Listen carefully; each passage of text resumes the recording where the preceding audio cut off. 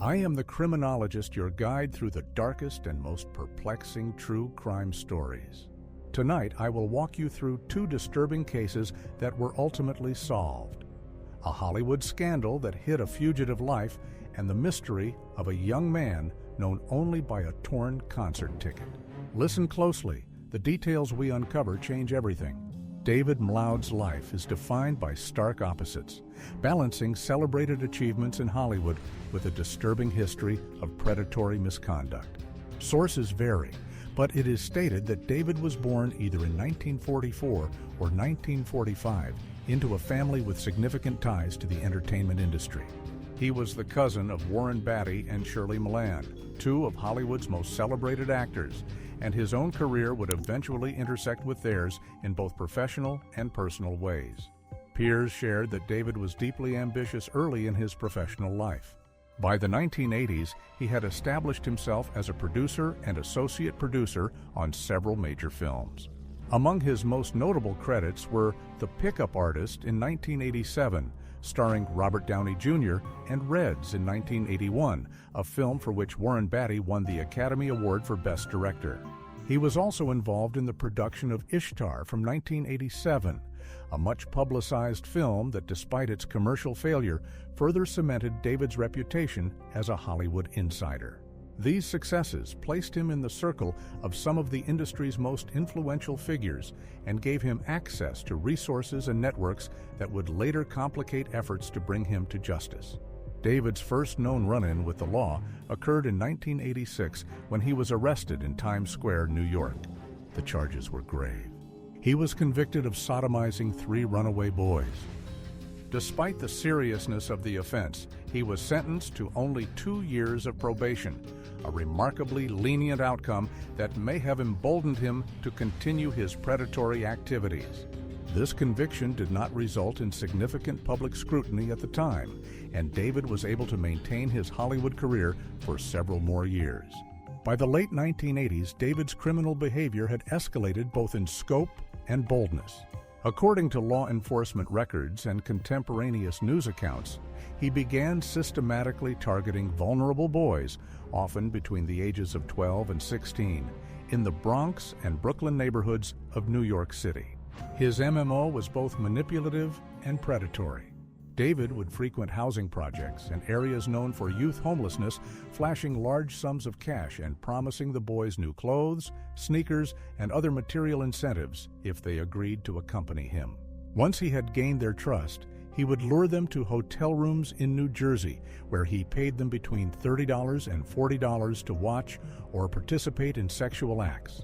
Investigators eventually determined that David had transported at least 15 boys from New York to New Jersey for the purpose of exploitation. The FBI and the New York City Police Department launched a 3-month investigation culminating in David's arrest in Brooklyn in December 1989. At the time of his arrest, he was reportedly about to pick up more children in his rented car.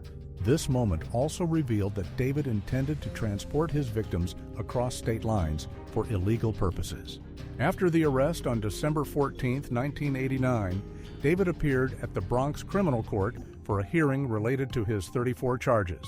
His lawyer informed him that detectives from Queens were present to arrest him on additional unrelated solicitation charges. Recognizing the gravity of his situation, David fled the courthouse before the hearing began, evading a $6,000 bail order. His escape triggered an immediate warrant and launched a multi-agency manhunt spanning the FBI, NYPD, and later Interpol. By 1993, a federal grand jury indicted David in absentia on 6 counts of interstate transportation of minors for use, a felony carrying a maximum 10-year prison sentence per charge. The indictment alleged he had continued exploiting minors while evading capture, potentially across multiple states.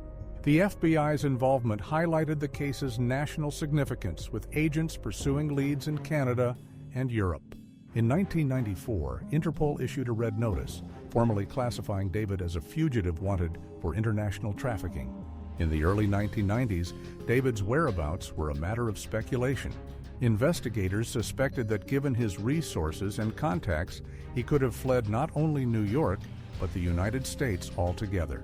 He was known to have connections in Canada, particularly in Toronto and British Columbia, as well as possible links in Europe. These suspicions were reinforced by the fact that David had a prior criminal record in Canada, specifically in Toronto, where he had been charged with crimes involving minors. His fingerprints were already on file with the RCMP, a fact that would later prove crucial down the line.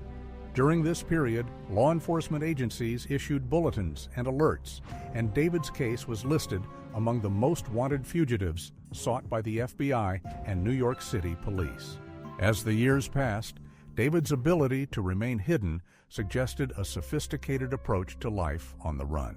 He was thought to have lived under assumed names, which allowed him to move with relative anonymity and avoid detection in new communities.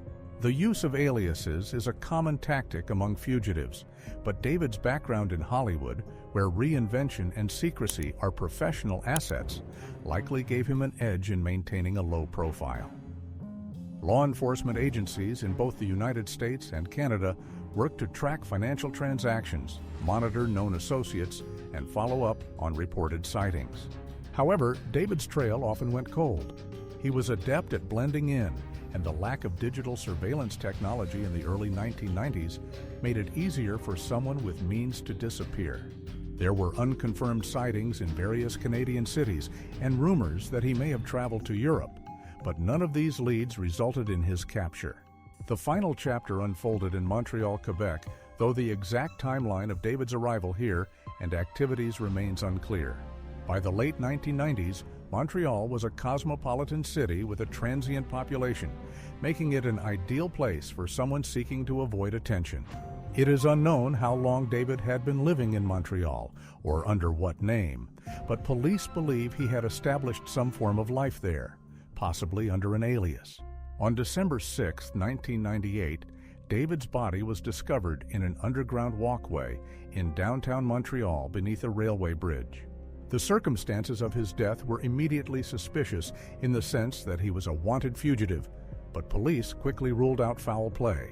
His body was found next to a bottle of beer and a container of lighter fluid, suggesting the possibility of substance abuse or self-harm, though toxicology tests were ordered to determine the exact cause of death. The identification process was expedited by the fact that his fingerprints were already in the RCMP database due to his prior criminal record in Toronto. The discovery did not immediately close the book on the case. Montreal police, aware of his history and the possibility that he had continued to offend while in Canada, launched a new investigation to determine whether he had committed additional crimes during his time in Montreal. Authorities announced plans to run DNA tests on his remains and compare them to evidence from unsolved sexual assault cases in the city. At the same time, police made a public appeal for information about David's activities and whereabouts during his time in Montreal. They sought to determine how long he had been in the city, what name or names he had been using, and whether he had any known associates or contacts. The investigation was hampered by the lack of digital records and the transient nature of the population he may have interacted with. But authorities were determined to uncover any additional crimes he may have committed. Despite his connections to Hollywood, David's death elicited little public response from his famous relatives.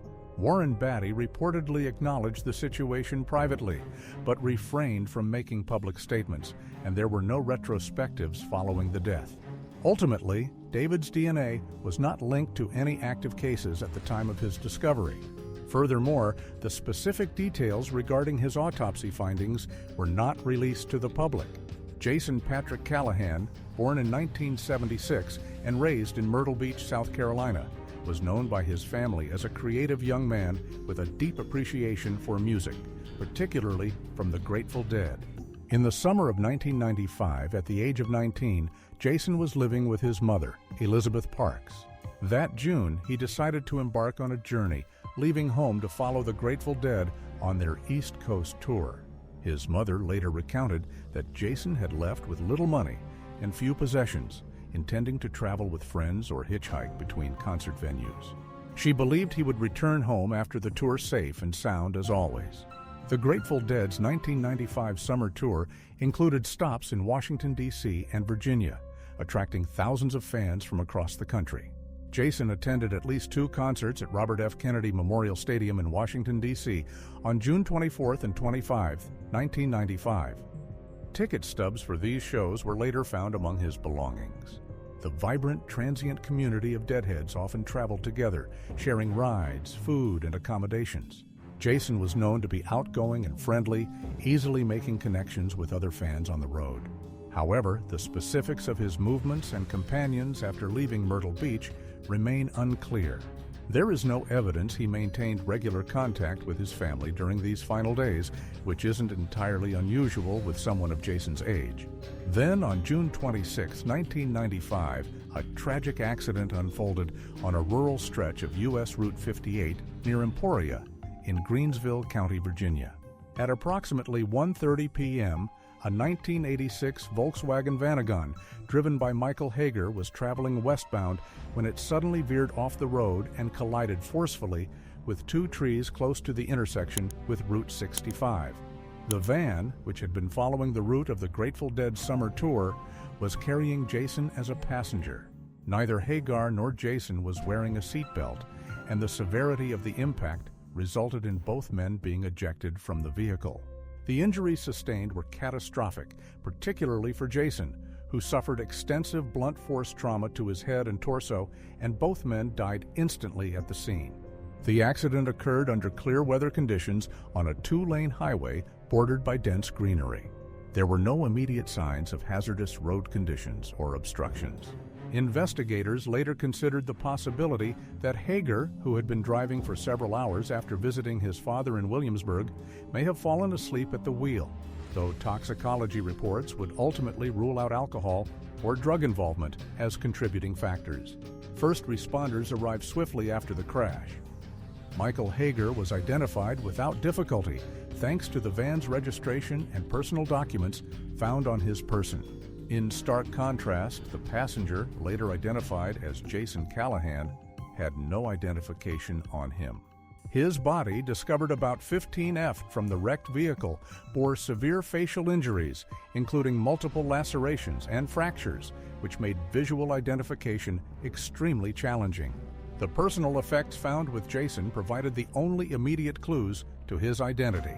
He was wearing a red Grateful Dead tie-dye t-shirt commemorating the band's 30th anniversary, light blue Levi's jeans, black Filala athletic shoes, and a macra beaded necklace.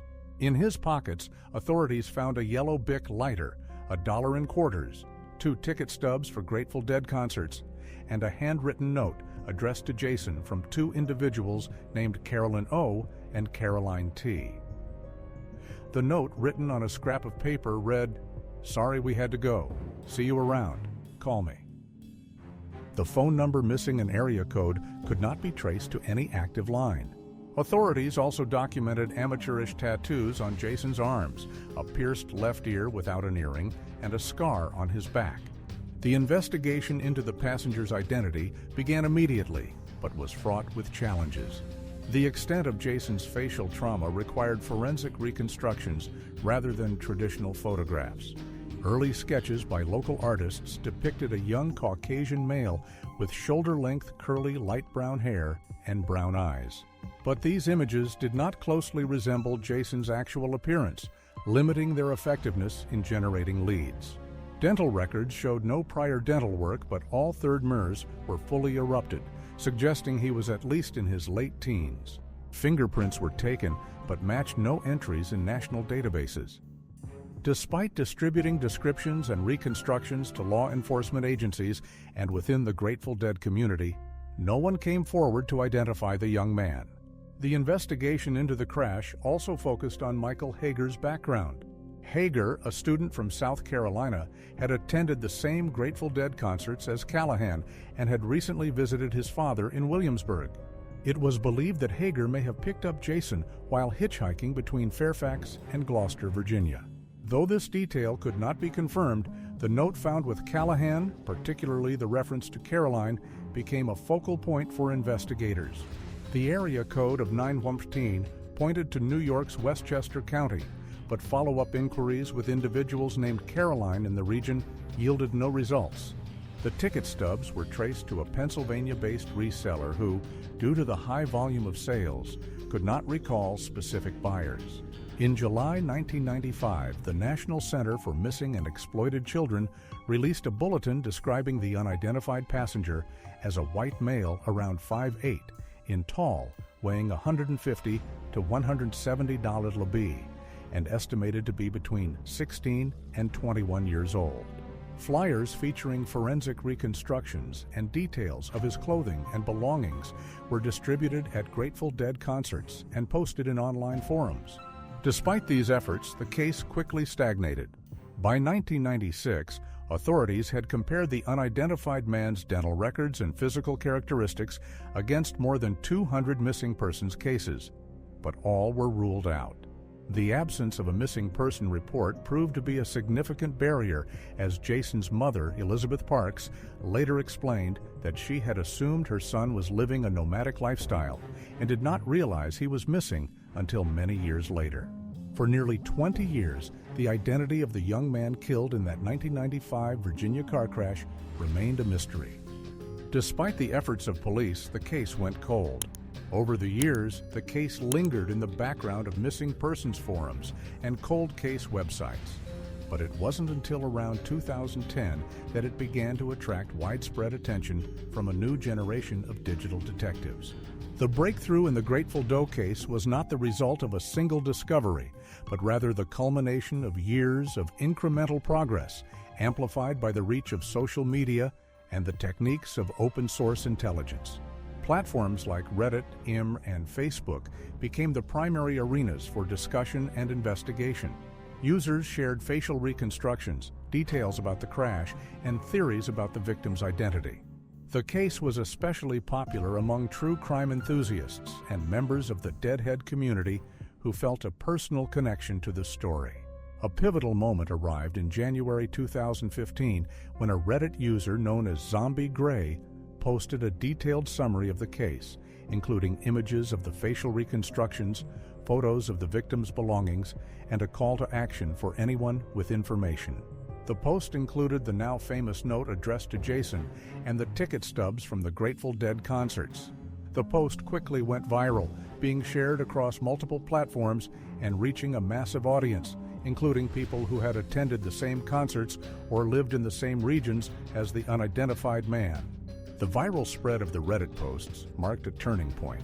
Armchair detectives began to apply various techniques, combing through public records, old concert photos, missing persons databases, and social media archives.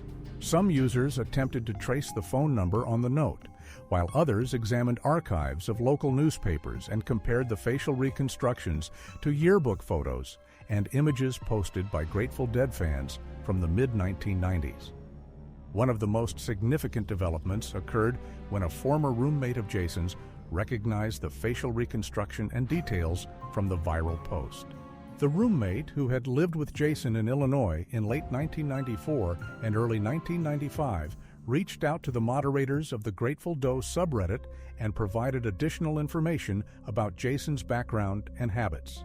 He described Jason as a passionate, Grateful Dead fan who had worked at a McDonald's and left in early 1995 to follow the band on tour. The roommate also shared photographs of Jason, which bore a striking resemblance to the reconstructions and the clothing described in the crash report. Parallel to the activity on Reddit, a dedicated Facebook group called Who Was Grateful Doe became a hub for crowdsourced investigation. Members of the group meticulously compared details from the case with missing persons reports and reached out to people who might have known Jason. The group's collaborative efforts helped to maintain momentum and ensure that new information was quickly disseminated and discussed. In January 2015, the viral posts and Facebook discussions reached Jason Callahan's family. His mother and his half-sister saw the reconstructions and recognized the details as matching Jason, whom they had last seen in June 1995 when he left home in Myrtle Beach, South Carolina, to follow the Grateful Dead. Prompted by the online revelations, Jason's mother filed a missing person report with the Myrtle Beach Police Department in January 2015. Law enforcement then coordinated with the Virginia Medical Examiner's Office and the National Missing and Unidentified Person System to obtain DNA samples from Jason's family. Initial tests were inconclusive, but further analysis ultimately confirmed that the unidentified man was indeed Jason Callahan. The official announcement was made in December 2015, bringing closure to a case that had haunted investigators and online communities for 2 decades. The news was met with a mixture of relief and sorrow as family members expressed gratitude for the efforts of the internet sleuths who had made the identification possible. Shannon Michael Elson, Jason's half-sister, posted a heartfelt message on the Facebook group, thanking everyone who had contributed to the search and explaining how the online community had helped her reconnect with her brother's story after so many years. Thank you for joining me on this episode of Criminologist. If this story stayed with you, subscribe for more deep dives into solved cold cases. Share your theories below. And remember, sometimes justice finds its way even when the trail goes cold.